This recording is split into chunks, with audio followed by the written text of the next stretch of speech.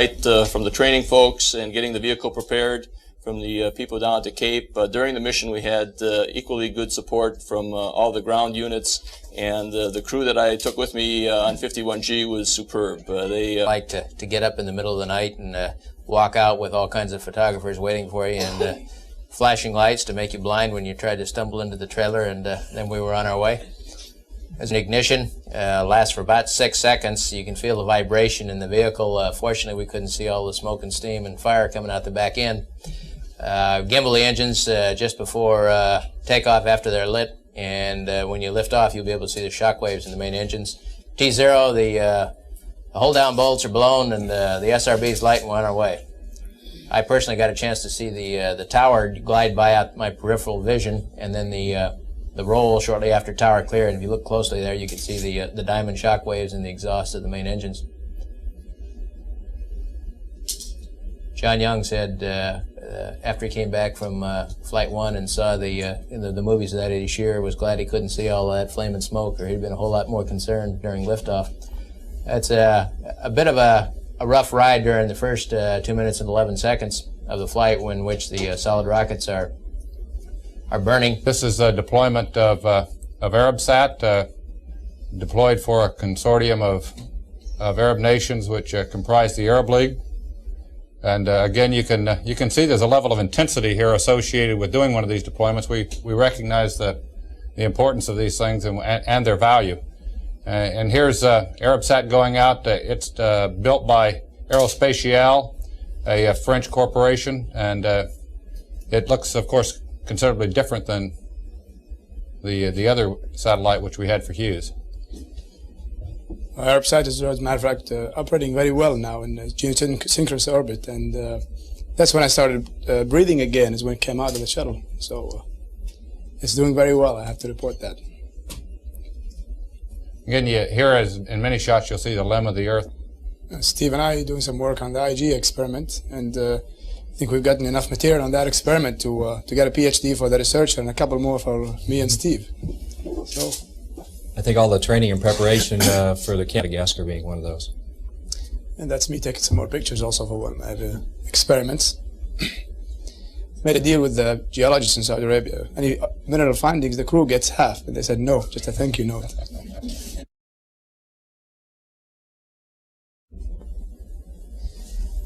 Okay.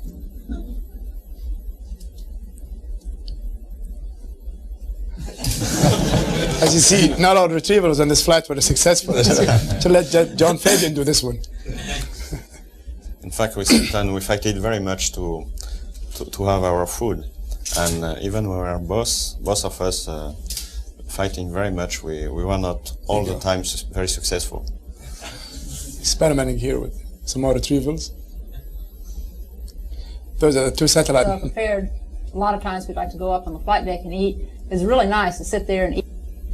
Obviously, my table wasn't ready, so I had to wait a little bit.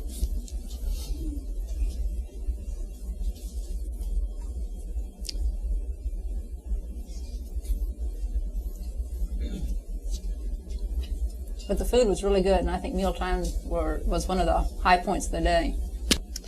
That's what you get for letting a test pilot do medical experiments on you. So, I still don't think Patrick will make a good doctor. He'll never do that.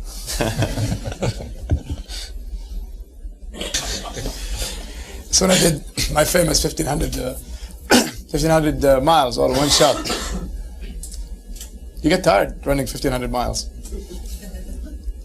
Took about 5 minutes. Through the mid-deck. Never complain about hotel accommodations after this one. Sultan takes the first data. Still haven't figured out what I'm doing there, but it's one of my experiments, the phase separation experiment. And I have to report also, like Patrick did, all the data we came back with came out really great. They did make a photographer out of me, and I'm trying to forget everything I learned.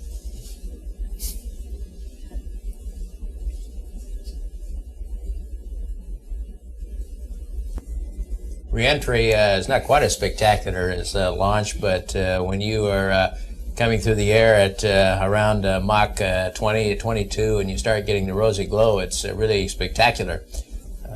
John was also taking some pictures looking out the back, and maybe he can describe to you what he's seeing. This is looking out the overhead window, and the tail of the vehicle is not in sight. What you're seeing here is simply the interaction of shock waves around the vehicle converging up over the top of the spacecraft and making that very intense picture. As has been said before by previous commanders who have flown, it handles very well, and even in a crosswind you probably have to work a little more at it, but it still is a very precise flying machine, and all the training we get in the shuttle training aircraft certainly helps, because you can see the gear come down here when you do your first landing. It's got to be a good one for real the first time. It's good to have all that training behind you, and you feel confident that everything is going to work out just fine, as it did in this case. We touched down and pretty lightly bounced just a little bit, got the nose down, and we'd, by design, tried to do almost a max braking. They wanted 10 to 12 foot per second braking rate as we touched down. The lake bed was a little bit soft, and you can see when we start getting on the binders, there's a pretty good cloud of dust being kicked up behind it. We, I guess, have the record now for the shortest stop from wheels down to stop was 7,400 feet. And the braking profile was right on what they expected. It varied between 10 and 12 foot per second almost all the way to touchdown. I mean, all the way to stop. Once we got stopped, we have to go through a few post-flight checklist items and shut down the APUs and the like, reconfigure the GPCs, and then it's time to get out and take a shower. Here we're coming down the steps. I almost pulled a Gerald Ford.